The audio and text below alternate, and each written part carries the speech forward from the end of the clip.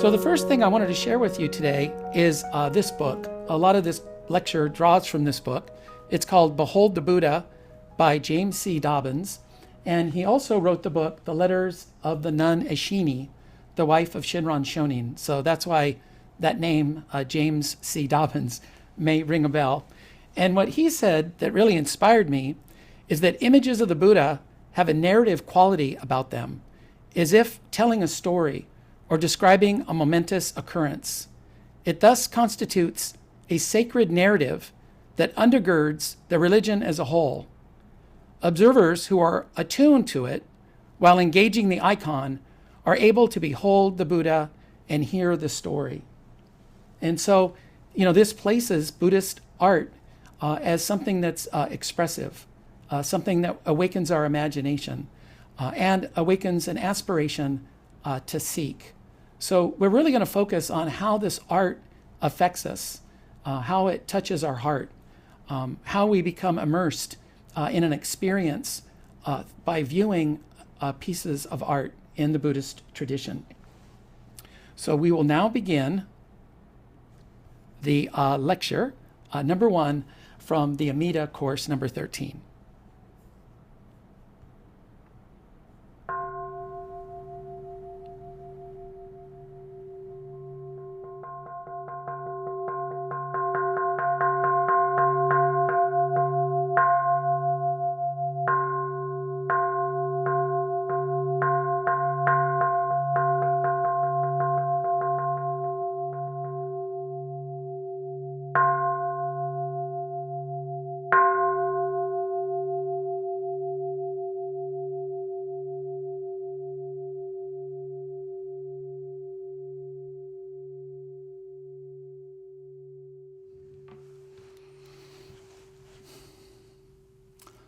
Hello, everyone. Welcome back. We're beginning a new course today on our pathway through Buddhism. So today, we're going to begin to talk about this evolution, this slow change from the way we represent Buddhas, from historical to transhistorical, from maybe concrete and historical to transhistorical, to mythical, to representing enlightenment itself, operating all the time in our daily lives. So we're going to begin our first lecture entitled Buddha Bodies. We will see that I went to a wonderful museum presentation called Divine Bodies, but that has a little bit too much of a Christian connotation, so I decided to rename it to Buddha Bodies. But before we get started, I kind of wanted to explain how we're going to look at art and the various representations of Buddha and how Buddha is generalized into something that is not a person, but something that is very personal for everyone who seeks the way. So there's a famous French philosopher named Paul Ricoeur. I don't know if I'm pronouncing his last name correctly, but he was born in 1913. He passed away in 2005, and I really love this image of him. I don't know what he's doing with his glasses. Maybe he's only nearsighted, I don't know. But he flipped his glasses up, and it kind of reminds me maybe he was a little bit playful. And I also think he looked at things from a different perspective, so I really enjoy this image of him. And one thing he talked about, among many things, was this idea of 3 worlds of texts, or 3 worlds of music, or 3 worlds of art. I'm not an art historian. We are going to look at these statues. Here's a statue right here of Avalokitesvara in India, renamed to Kuan Yin in China, and renamed again to Kannon in Japan. She's the feminine mystique, feminine compassion. She represents kind of a feminine perspective of Buddhism. And what's interesting is she starts out in India as male and slowly becomes kind of androgynous in China, and then becomes fully feminine in Japan. So we have a male figure, kind of androgynous, and slowly becoming more feminine as she moves east into China and Japan. So what Paul Ricoeur would say about this statue is we can analyze it in three different ways. There's three different worlds.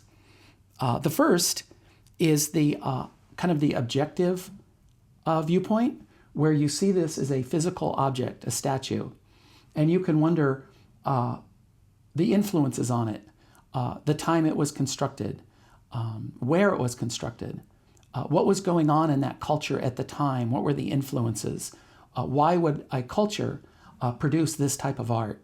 And this is kind of an objective, historical way of looking at it. So he calls this text-centered, or art-centered, or object-centered. The next that we do a lot is author-centered, artist-centered. Why would the artist create this? Who created this work of art? What was that person's influences? What was their message? What was this artist trying to tell us? So this is kind of looking at the art from an artist's perspective. And then the one we're going to focus on, because I have qualifications to do this just like anyone else, it becomes reader-centered, or audience-centered, or the perspective of the viewer. So what does the viewer, what is the meaning I get out of looking at this? How does it make me feel? And that is the way we're going to lean in this course, because I'm not teaching an art history course. I'm not an art historian. I'm not even an artist. But I know how I feel. I know how these works affect me. I know how they touch my heart. And I think for myself, I kind of think this is the most important thing, especially when we're on a spiritual path. So I'd like to show you a short video clip from John Lennon. I think it's from the documentary, The Making of Imagine. He's at his mansion in 1971 in the United Kingdom, in England. And there's also another clip of him in New York from 1972 in this film. And the part that's a little bit unnerving is the same gentleman appears in this clip from the UK in 1971 and also New York in 1972. He was a fan that kept appearing in the background wherever John Lennon appeared. A lot of people have commented that that would have been a warning sign today. Maybe knowing how John Lennon passed away, he didn't have a lot of security. He was incredibly open. And this gentleman kept appearing in person, almost seemingly following John Lennon. But he asked John Lennon, what was he trying to say? What was the secret meaning of his songs? So this would be the author-centered, artist-centered approach. And I was really surprised. John Lennon was quite firm, as he often is, and told him that what's important is what you get out of the song. What does Strawberry Fields mean to you? He said, I'm just playing with words and creating images. The meaning of the song is in your appreciation of it, how you hear it and how you feel it. So I'd like to show you this video real quick. John Lennon was firmly in the camp of the audience viewpoint of the meaning of art. Don't confuse the songs with your own life. I mean, they might have relevance to your own life, but a lot of things do. So we met, I'm just a guy, man, who writes songs. Yeah, I figured that if we met, I'd know just by reading it. But know what? It all fits. Anything fits, if you're tripping off on some trip, anything fits, Like when you said, boy, you're gonna carry that weight for a long time. That was just... That's Paul saying that. Yeah. Paul saying that? But that belongs to all of us. He's thinking about all of us. Remember that one, you can radiate everything you are, you can penetrate anywhere you go? Yeah. I was just having fun with words. It was literally a nonsense song, I mean, Dylan does that. Anybody does it, They just take words and you stick them together and see if they have any meaning. Some of them do, some of them don't. See, that last album of mine was me coming out of my dream. You can last your whole life on that dream, and then it's all over. You weren't thinking of anyone in particular when you were singing all of it. How could I be? How could I be thinking of you, man? Well, I don't know, maybe I don't care me, but it's all somebody. I'm thinking about me, or at best Yoko, if it's a love song. This is what I thought this morning, and and or I love you, Yoko, whatever. I'm singing about me and my life, and if it's relevant for other people's lives, that's all right.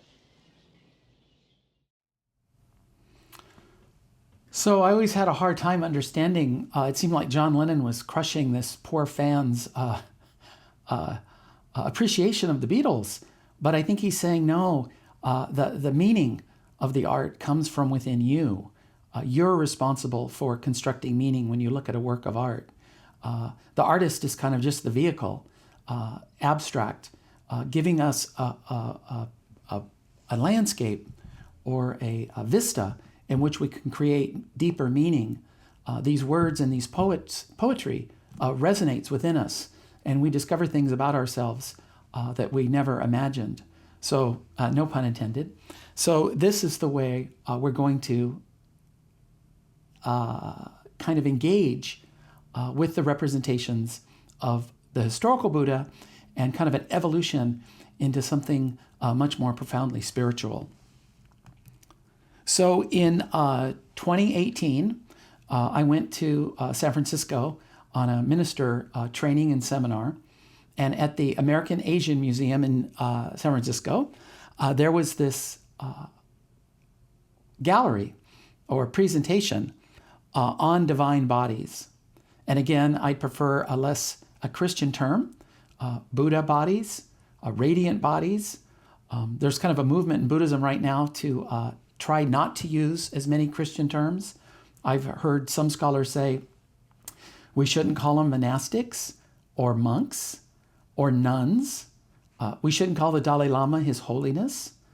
These are all strong connotations of Christianity and have very specific definitions.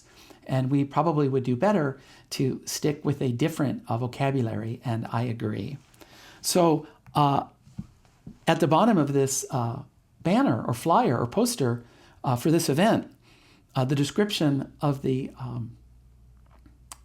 artwork or the presentation is transient to transcendent, body to cosmos, finite to infinite. Divine bodies invite you to find the human in the divine and the divine in the human.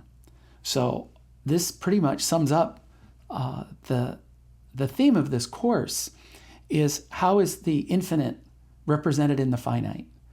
This has a lot to do with the three Buddha bodies. I don't know if you remember, we'll go over it some more, but the Nirmanakaya was historical Buddhas. The Dharmakaya was formless reality beyond words. And the Sambhogakaya was awakening or enlightenment manifesting form. And so we're going to slowly move from the Nirmanakaya to the Sambhogakaya in this trip through this gallery. So a lot of people, when they come to a temple, only look for historical Buddhas. I think they're looking at Buddhism the way they look at Christianity, a historical founder. But throughout most of Buddhism, there are all kinds of statues representing different states of mind or different ideals or aspirations. So it's not unusual to find temples that don't have historical Buddhas, even though that's what we expect. So I wanted to share with you this little trailer for this museum show that I was able to go to.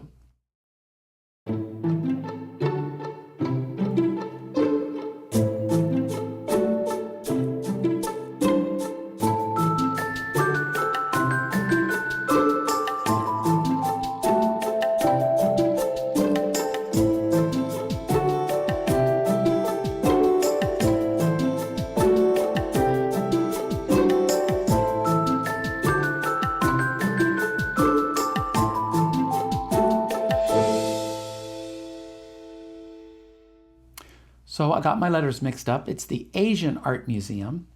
I was able to go to this in person, and I had my iPhone with me, and I was able to take a lot of different images. And in this clip we just saw, almost none of those were historical Buddhas. They're all personifications of some type of ideal or feeling or emotion that's supposed to capture our heart and really intrigue us and compel us to want to practice.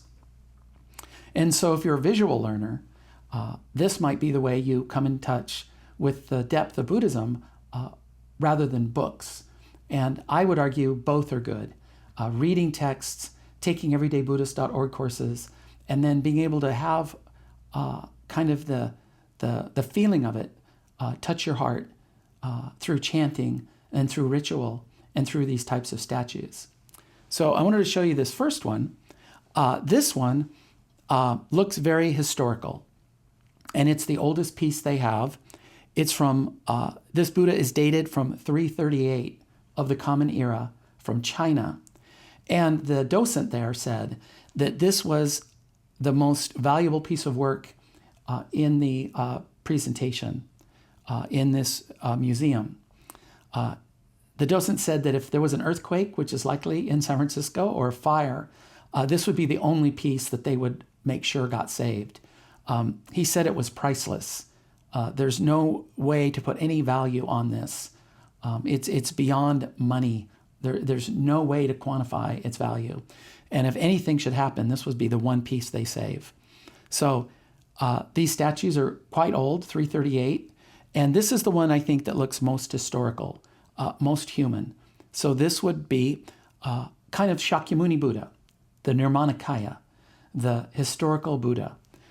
So now we're going to kind of take our walk through time, moving forwards, as these works of art become more artistic, more symbolic, more meaningful. So the next one, this is also a sitting Buddha, but suddenly it looks Chinese, and the Buddha was Indian. So this represents Buddhism evolving or expressing itself in China, in Chinese language for Chinese people. So it's not cultural appropriation. The Chinese are not saying, oh, the Buddhist was really Chinese. It's saying that Buddhism has become Chinese within their own country. And the other thing is the Buddha is still sitting in a meditation position, but now he's sitting within a lotus blossom. So this is a symbolic, artistic element that always signals enlightenment. So the lotus blossom, it's as if the Buddha is blooming or fruiting out of this blossom and realizing awakening. So this is kind of a lotus throne of an awakened being. So a little bit less historical, a little bit more symbolic, signaling enlightenment in physical form. And then next, I really enjoyed this one. Sometimes you can see all the cavemen in a row and how it went from monkeys to Neanderthal to Homo habilis and then Cro-Magnon. And you can look at the evolution of man and you can tell the neighbors look alike, but if you skip a couple, the resemblance is not so clear. So this is a really good example of how the Buddha was reimagined in different cultures. It's not that the Buddha was Chinese or Japanese or Cambodian or Thai or Vietnamese or Pakistani. It's that it's saying that Buddhism has taken root and risen up again and expressed itself in human form in a unique way for that culture and time. So I really enjoyed this. I think the one on the far right looks Japanese to me. The one in the middle, Thai. The one on the left, perhaps Chinese. And I wanted to read you some of the quotes I found on this. 5 Buddha's heads from across southern Asia, from Pakistan's Peshawar Valley more than 1,500 years ago to the early Thai kingdoms of the 1300s. The variety of features, expressions, and materials paint a portrait of cultural diversity, while enduring similarities underscore artistic connections across faith traditions. Another reviewer wrote, 5 Buddha heads mounted in a row, each so different, but each embodying the sacred. I saw visitors pause, sit, and look, and I like to think that 1 or 2 of them were experiencing the very same divinity that the theologians and their craftsmen sought to convey as they conceived of their divine bodies. So this is this idea that the Buddha is becoming a feeling or an expression of deep spirituality through these works of art. And so it's not that the Buddha wasn't Indian, it's that Buddhism was able to transcend culture and time and history and represent itself uniquely in all these different areas across the world. And then this is another statue. This is very unusual because it's a standing Buddha. So now we're starting to become to mythological bodhisattvas or Buddhas. Avalokitesvara is it's what she represents. It's a what, not a who. And now we have a Buddha standing. And this is the beginning, I think, of this idea that the Buddha gets up at 35 and goes out and begins to teach. And this is the beginning of Pure Land Buddhism, when we use words to express something profound, using poetic language, using sutra language, using language that's on the edge of meaning, just like John Lennon's lyrics. And so this statue is standing, it's active, it's dynamic, it's not practicing meditation, it's practicing teaching the Dharma. And then you also can start to look at the hand mudras, the position of the hands. Our previous Buddha body statues had his hands in the meditation position. Here the Buddha has two hand gestures, or mudras. His hands are held in symbolic gestures, and this signals to the audience the practice it's promoting or embodying. The raised right hand symbolizes dispersing fear. The lower left hand is granting wishes. The upper right hand can also be a symbol later for teaching the Dharma, giving a discourse. So this statue maybe is a prototype, a forerunner of Amida Buddha, removing fear and granting wishes by teaching the Dharma. So we'll keep this in mind. And then now we're looking at something that is not the Buddha, and it's kind of this is a relaxed pose of Avalokitesvara. This is another image of her. She looks female here.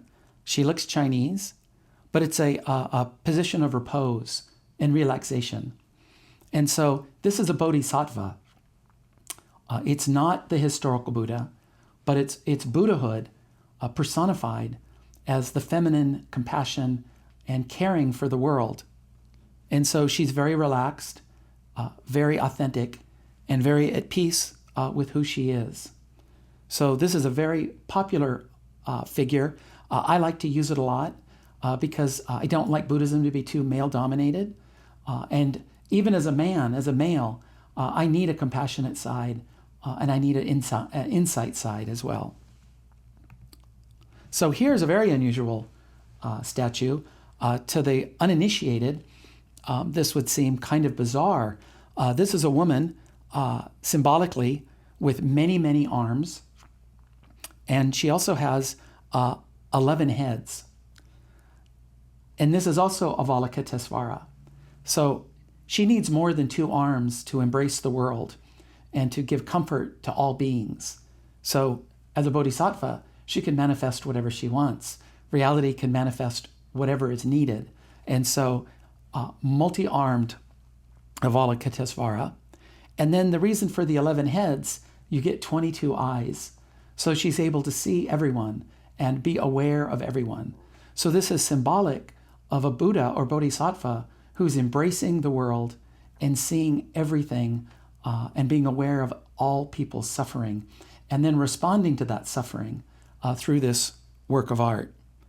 And so I wanted to give this kind of caveman evolution of statues through time. They start out fairly literal and historic, and then they begin to become more artistic and more expressive of a Buddha ideal or conveying an ethos to the viewer. And this is the way we're heading towards Amida Buddha. As we move forward, we'll talk more and more about where Amida Buddha came from. But I wanted to make it clear that Amida Buddha is not an outlier. This is not some odd thing in Buddhism that Pure Land Buddhists don't traditionally have a historical Buddha sitting on the altar. Like we're the only ones that have a statue that is not the historical Buddha. This is very common in Mahayana Buddhism, Tibetan Buddhism, Shingon, Koyasan. So this is a common theme throughout Chinese Buddhism, Japanese Buddhism, and now in American Buddhism as well. So we want to be able to appreciate many representations of the Buddha and be able to appreciate their meaning as an additive thing to our practice. So thank you very much. This completes the first lecture, Divine Bodies, kind of opening up the panoramic view of of artistic representations that we are going to pursue in our next lecture, and it will be titled From Buddha to Bodhi. So we're going to really look at how did we go from historical to trans-historical. So I wanted to thank you very much, and I'll see you next time for lecture number 2.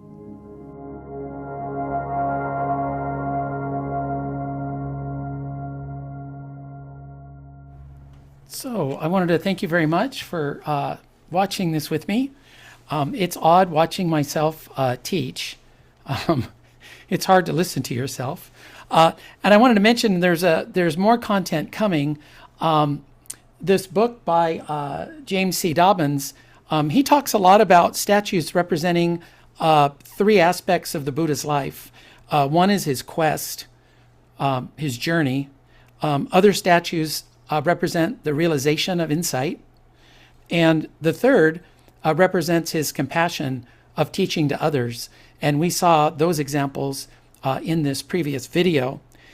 He also says that you can also look at these statues as symbolizing a specific event in the Buddha's life, or embodying a specific quality, or also, I like this a lot, immersing the viewer within the art.